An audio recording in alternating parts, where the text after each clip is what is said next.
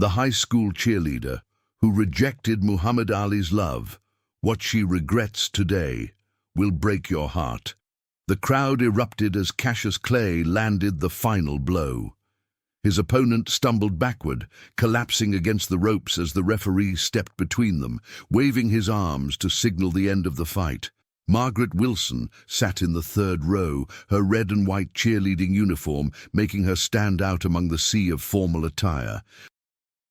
She hadn't planned to be there that night in 1958, but her father's business associate had offered them tickets, and her parents thought it would be educational for their 16-year-old daughter to witness the rising star from Louisville. "That boy's got something special," Margaret's father whispered, as they watched Clay parade around the ring, arms raised in victory. Margaret rolled her eyes, unimpressed by the display of bravado. She was more concerned with the homecoming dance next weekend and whether Tommy Sullivan would finally ask her to go. As the crowd began to disperse, she followed her parents toward the exit, her thoughts already drifting to the algebra test, waiting for her on Monday morning. Hey, miss with the red ribbon!" Margaret turned to find a young man pushing through the crowd toward her. It took her a moment to realize it was Clay himself, still glistening with sweat from the fight, his handsome face animated with excitement. "I saw you during the fight. You're the prettiest girl in Louisville, you know that." Margaret felt her cheeks flush as her father stepped protectively between them. "Mr. Clay, congratulations on your victory," her father said stiffly. "Thank you, sir." Clay nodded respectfully before turning his attention back to Margaret. "I'd like to take your daughter for an ice cream sometime, if that's all right." The boldness of his request left Margaret speechless. Boys at Central High School never approached girls so directly, especially not in front of their parents. There was something magnetic about his confidence, the way his eyes never left hers despite her father's imposing presence. "I'm afraid that won't be possible," her father replied before Margaret could speak. "My daughter is focused on her studies." "I understand, sir," Clay nodded, but he slipped a piece of paper into Margaret's hand as they passed. "Just in case you change your mind." Margaret clutched the paper with his phone number all the way home, torn between the thrill of being noticed by the famous boxer and the knowledge that her parents would never approve. Louisville in 1958 wasn't ready for what that would mean. A white cheerleader from the affluent part of town and a black boxer from the West End. She kept the paper hidden in her dresser drawer for weeks, occasionally taking it out when she was alone in her room. The local newspapers continued to report on Clay's victories, and sometimes Margaret found herself searching the crowds at his fights on television, wondering if he was looking for her red ribbon. One evening, after a particularly heated argument with her mother about college applications, Margaret locked herself in her bedroom and dialed the number with trembling fingers. "Hello!" His voice was exactly as she remembered, confident and warm. "This is Margaret, the girl from the fight with the red ribbon." "Margaret, I knew you'd call." They talked for over an hour that night, and Margaret discovered there was more to Cassius Clay than his boxing prowess. He spoke of poetry and dreams, of changing the world and making history. In the weeks that followed, they continued their clandestine phone conversations, careful to call only when Margaret's parents were out. As winter turned to spring, Margaret agreed to meet Clay at a diner on the edge of town where they were less likely to be recognized. She wore a scarf over her hair and large sunglasses, feeling both ridiculous and exhilarated by the secrecy. "I'm leaving for the Olympics soon," he told her over milkshakes. "When I come back with the gold medal, I want to take you on a proper date. No more hiding." Margaret stirred her milkshake, avoiding his eyes. "My father would never allow it." "Then we'll wait until you're 18. I'm patient, Margaret. I believe some things are worth waiting for." His hand brushed against hers on the table, and Margaret didn't pull away. In that moment, she allowed herself to imagine a future where their differences didn't matter, where the color of his skin and the expectations of her family couldn't keep them apart. But reality came crashing back when she returned home to find her parents waiting, a look of thunder on her father's face. "Mrs. Peterson saw you at Frankie's diner," her mother said, her voice tight with disapproval, "with that boxer." "We were just talking," Margaret protested. "This ends now," her father declared. "I've arranged for you to spend the summer with your aunt in California. You'll leave next week." Margaret ran to her room in tears, knowing any argument would be futile.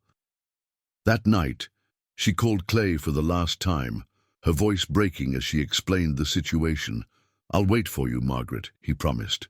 "When you come back, I'll be here." But Margaret knew her father would never change his mind, and she couldn't imagine defying him completely. "I can't, Cassius. I'm sorry." She hung up the phone and cried herself to sleep, the weight of societal expectations crushing the fragile connection they had formed. Chapter 2. Rome buzzed with excitement as Cassius Clay dominated the light heavyweight division at the 1960 Olympics. Margaret watched from her dormitory room at Radcliffe College, where she had just begun her freshman year. Her roommate, Ellen, a liberal-minded girl from New York, sat beside her as they crowded around the small television.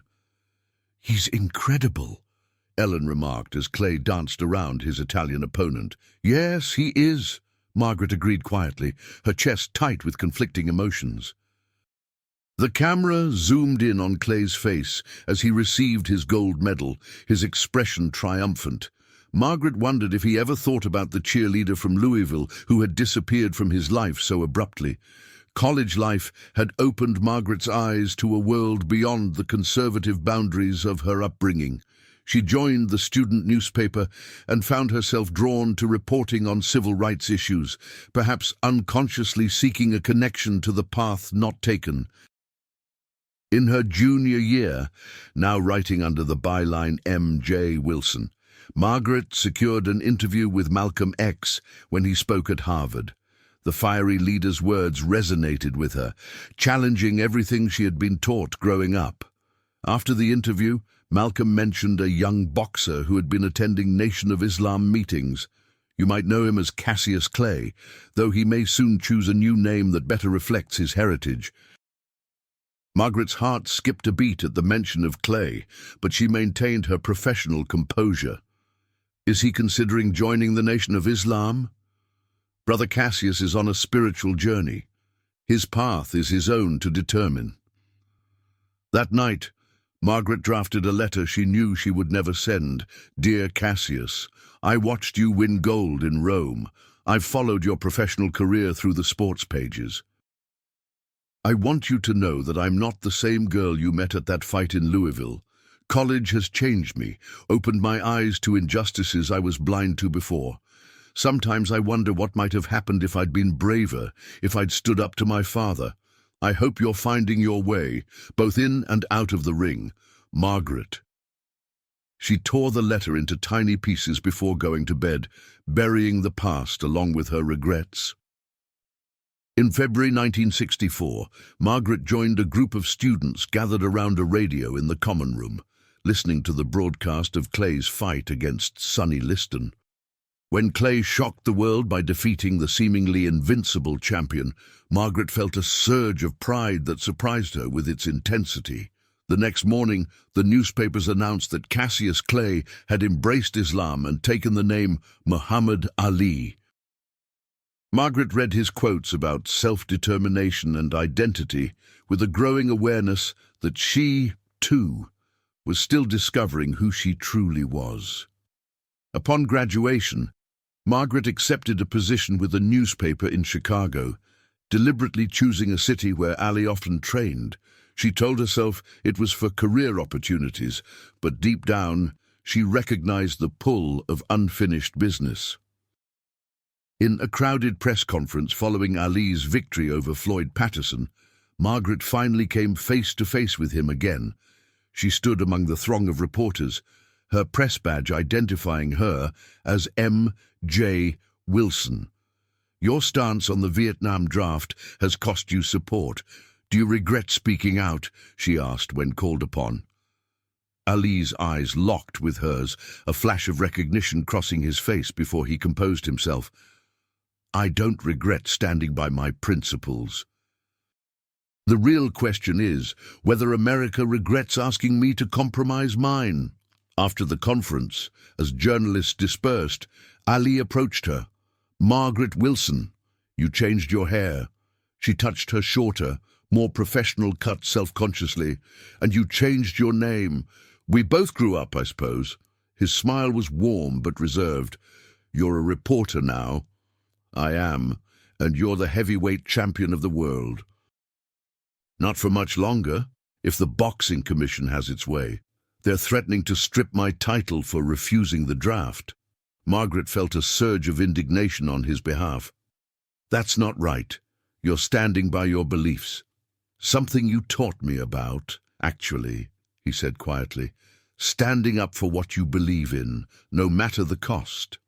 The irony of his words wasn't lost on Margaret, who had chosen the safer path all those years ago. I'm not sure I deserve credit for that lesson. Ali glanced at his watch. I have to go, but maybe we could talk sometime. For your newspaper. I'd like that, Margaret replied, handing him her business card. He tucked it into his pocket, and Margaret watched him walk away, surrounded by his entourage, wondering if he would actually call. The years of Ali's exile from boxing coincided with Margaret's rise in journalism. By 1970, she had established herself as a respected political reporter, covering the anti-war movement and the ongoing fight for civil rights. Her byline, M.J. Wilson, became associated with fearless reporting and insightful analysis. Despite their brief reconnection in Chicago, Ali had never called for that interview. Margaret had followed his legal battles from afar, admiring his unwavering stance against the Vietnam War, even as it cost him the prime years of his athletic career. When the Supreme Court finally overturned Ali's conviction in 1971, Margaret pitched a feature on his return to boxing to her editor. "Why you?" her editor asked, eyebrows raised. "You're not a sports reporter." "Because this isn't just about sports," Margaret argued. "It's about principle, about a man who sacrificed everything for what he believed in. It's about America's changing relationship with the war, with race, with itself." Her passion won her editor over, and Margaret found herself in a training gym in Miami, watching Ali prepare for his comeback fight against Jerry Quarry. "The reporter from Chicago," Ali acknowledged as she approached the ring where he was cooling down after a sparring session. "I still have your card somewhere. I thought you might have forgotten," Margaret admitted. "I never forget a face, especially one that left such an impression." His tone was light, but there was an undercurrent of something more serious. "You've made quite a name for yourself. I read your coverage of the Chicago 7 trial." Margaret was surprised he had followed her career. Not as impressive as becoming heavyweight champion of the world. "Former champion," he corrected, "but not for much longer." They talked for hours that afternoon, their conversation moving far beyond the parameters of a traditional interview. Ali spoke of his spiritual journey, the price of his principles, and his determination to reclaim his title. Margaret shared her own evolution from sheltered cheerleader to political journalist, her growing disillusionment with the war, her strained relationship with her conservative parents. "You know, I still remember that day at the diner," Ali said as the gym emptied around them. "I thought you might be the one." Margaret's breath caught in her throat. "We were so young enough to believe we could change the world." "I still believe that, Margaret. So do I," she admitted, "just in different ways than I imagined back then." Ali studied her face. "Do you ever wonder what might have happened if you hadn't gone to California that summer?" "Sometimes," Margaret acknowledged, But we can't rewrite the past. We can only move forward. Forward, Ali repeated thoughtfully. Always forward. Margaret's article on Ali's comeback became the definitive piece on his return to boxing, earning her a prestigious journalism award. They maintained a professional friendship in the years that followed, their paths crossing at various fights and press events. When Ali stunned the world by defeating George Foreman in Zaire in 1974, reclaiming the heavyweight title in the famous Rumble in the Jungle, Margaret was there, witnessing firsthand the culmination of his extraordinary journey. At the victory celebration, Ali sought her out. "You told me once we can't rewrite the past," he said, his voice low enough that only she could hear. "But sometimes we get a second chance to make things right." "Muhammad," Margaret began, uncertain where the conversation was heading. "I'm married now, with children," he continued. "My life took its path, as did yours. But I want you to know that knowing you, even briefly, changed me. You were the first person who made me believe I could be more than just a boxer." Margaret felt tears threatening to spill. "And you were the first person who made me question everything I'd been taught. You helped me find my voice." "Then perhaps we didn't miss our chance after all," Ali suggested. "Perhaps we were exactly what the other needed when we needed it." Margaret's article about the fight in Zaire made the front page of every major newspaper in America, catapulting her career to new heights. In her private journal that night, she wrote words she could never publish. "Some loves aren't meant to be lived, they're meant to transform us. My brief connection with Muhammad changed the course of my life, sending me down a path I might never have found otherwise. For that, I will always be grateful." The overhead lights of the hospital corridor cast harsh shadows as Margaret hurried toward the neurology ward. It was 1984, and rumors about Ali's declining health had brought her to Columbia Presbyterian Medical Center in New York, where specialists were conducting tests on the former champion. At 62, Margaret's red hair was now streaked with silver, and decades of investigative reporting had etched fine lines around her eyes. Her Pulitzer Prize for coverage of the Watergate scandal had cemented her place among journalism's elite. But today she wasn't here as a reporter. She had left her press credentials at home. Ali's wife, Veronica, recognized Margaret immediately. After years of press events and interviews, they had developed a cordial relationship built on mutual respect. "He's having a good day," Veronica said, leading Margaret to a private room. "The tremors aren't as bad, and his speech is clearer. He'll be happy to see you." Margaret paused at the threshold, momentarily taken aback by the sight of the once invincible champion sitting quietly in a chair by the window, his movements slow and deliberate. Yet his eyes, those same expressive eyes that had captivated her all those years ago, lit up with recognition. "If it isn't my favorite reporter," Ali said, his voice softer than she remembered but still carrying that hint of playfulness. "Come to get an exclusive on the next comeback." Margaret smiled, taking the seat beside him. "I think you've had enough comebacks for one lifetime." "Maybe so." His hands trembled slightly as he reached for a glass of water. "The doctors are calling it Parkinson's syndrome. Too many punches to the head, they say. I'm sorry, Muhammad. Don't be. I lived the life I chose, made the decisions I believed in.